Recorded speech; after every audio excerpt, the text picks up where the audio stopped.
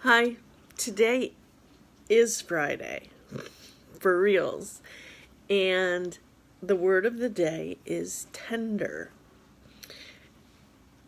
Because tender is just such a sweet word, and it goes with gentle loving kindness. I'm rewriting the whole thing. It goes with loving kindness because sometimes after we do loving kindness practice for a while, there's a gentleness and just a genuine tenderness that kind of takes over, and that's a really beautiful thing. And I was thinking about my approach as a teacher and how how am I going to do that, right? And that's what I've been thinking about for like weeks now. How do I want to teach everything that I've learned? Not just in this teacher program that I just completed, but my entire life has come to this point where I'm a writer, a teacher, a speaker, creating my own graphics. It's kind of sort of this weird all-encompassing of everything that I love. And the word tender came up because one of the third definition of tender means to tend to. And I feel like that really spoke to me because that is what I remember my dad doing when he would, when he built this gigantic cage on the side of this barn thing. It was kind of a garage. I don't know, they kept the motorcycles in it. I don't even know if it was ever a garage. Anyway, we had many, many outbuildings on the farm. And he built this gigantic cage that was sort of in a shaded area, and it was shaded and it was wind blocked. And he would find animals, half dead animals, and he would put them on this elevated cage that was like an aviary on the outside of this building. So it was like the whole length of the building, and then it had like a plywood bottom on one part of it. So like there was a raccoon in there, and he lived on the plywood bar, and the birds would live on the other side, right? I mean, I'm sure the coon could get him if he wanted to, but I don't ever remember any fatalities. Maybe they were cleaned up by the time I saw them. I don't know. But, he had a real tender heart, and he tended to things. And, he probably, I don't know, maybe he was a kind of a hoarder. He kept things. Maybe that's just the way people were back then. You kept that shoestring because you didn't know when you were going to use it. But I remember my dad using like random bits and pieces of shit all over. And that's just kind of how things worked on the farm. So it's not like we had a box of shoelaces labeled shoelaces like some people do. But there was just this idea, this feeling tone that we would tend things, and we would tend the animals, and we would tend the ground, the soil, the actual soil, by rotating the crops. We would tend the flowering almonds that were so beautiful right outside my grandma's little shack. We would tend the currants, the cherries, the peaches, the apple trees, the strawberries, the raspberries, the pussy willow bushes in the way, way, way back of the property that I couldn't go past. all the animals were just tended to so carefully and so lovingly. I mean, even on harvest days, it wasn't gross. It was, I don't know how to describe it. You would have had to have been there. But that's how I grew up. That really resonated with me.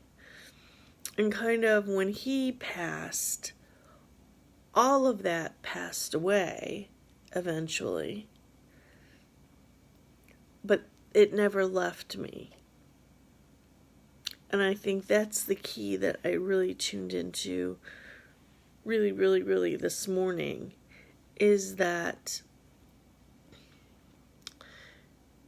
as a teacher and as a writer and as a speaker and as a mom and as a wife and as a sister and everything that I am, tenderness and tending to has always been the base,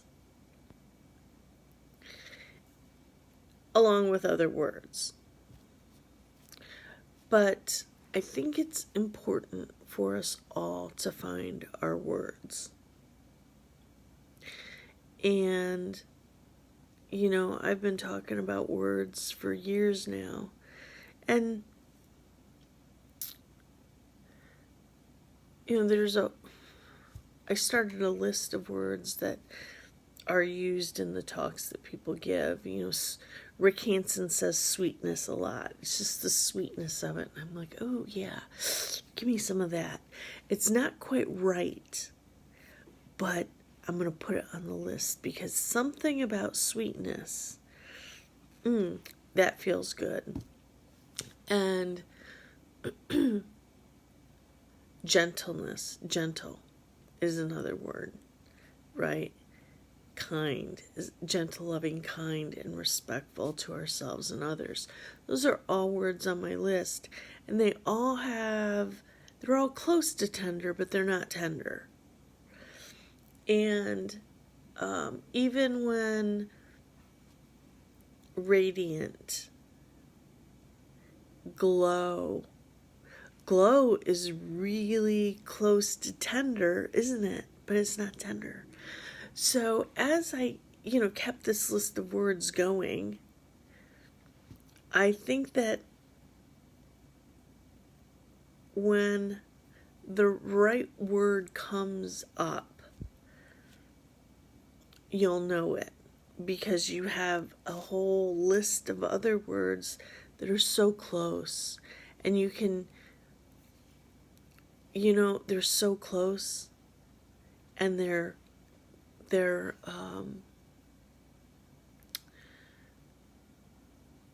good enough, but it's not the right one. It's not the right one. So for me right now, tender and tending, the third definition. I think the second definition is delicate, and the first definition is tender, like a softness or something like that. So as I had to find the dictionary that had all the layers. Again, the layers of tender. So that's where I'm at. That's where I'm at today. Today, I'm just gonna bask in the word tender for the next week. Tender may be just my word from here on out, for the rest of my life, because it's a word that has really been a part of who I was when I was forming in those younger years. And it feels right to me now.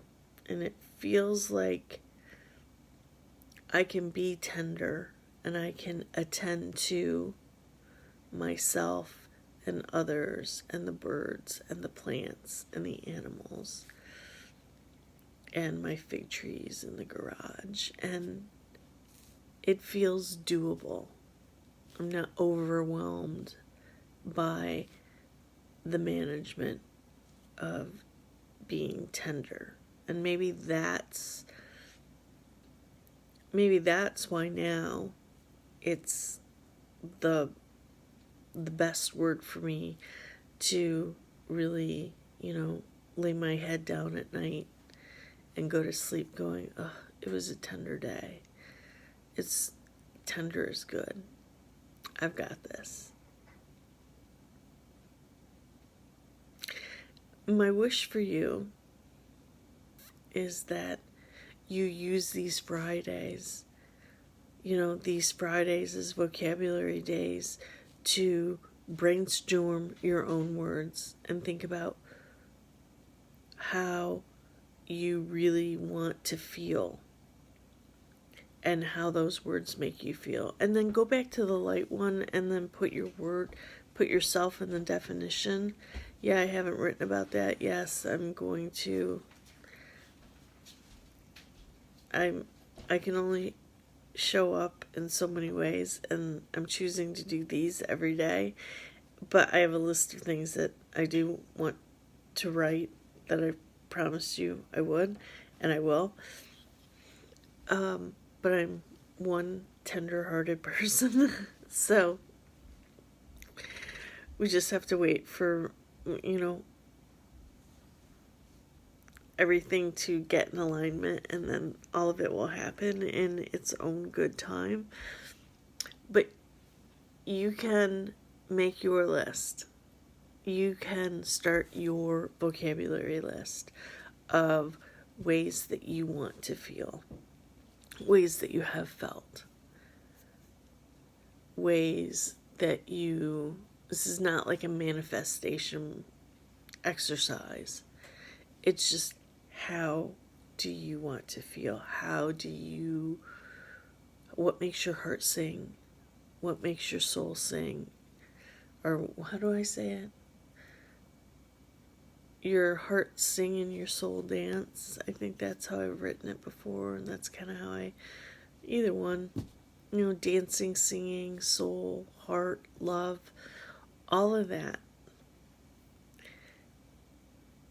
Just basking in that. And it's a beautiful day. The sun is shining.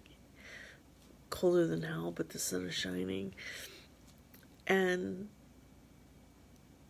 yeah, that's today. Just make a list of words, and we will have that be your meditation. Have thinking about words be your meditation, and then just say them over and over again. See how that feels. Do a Deepak Chopra kind of meditation where you're just repeating a word and feel what that feels like in your body, and then go from there. And then, let me know what your word is. You don't have to put it in the public comments. You can DM me. You can do whatever you want. If you'd like to share, I'd love to hear your word and how you got there. Okay, we will see you tomorrow.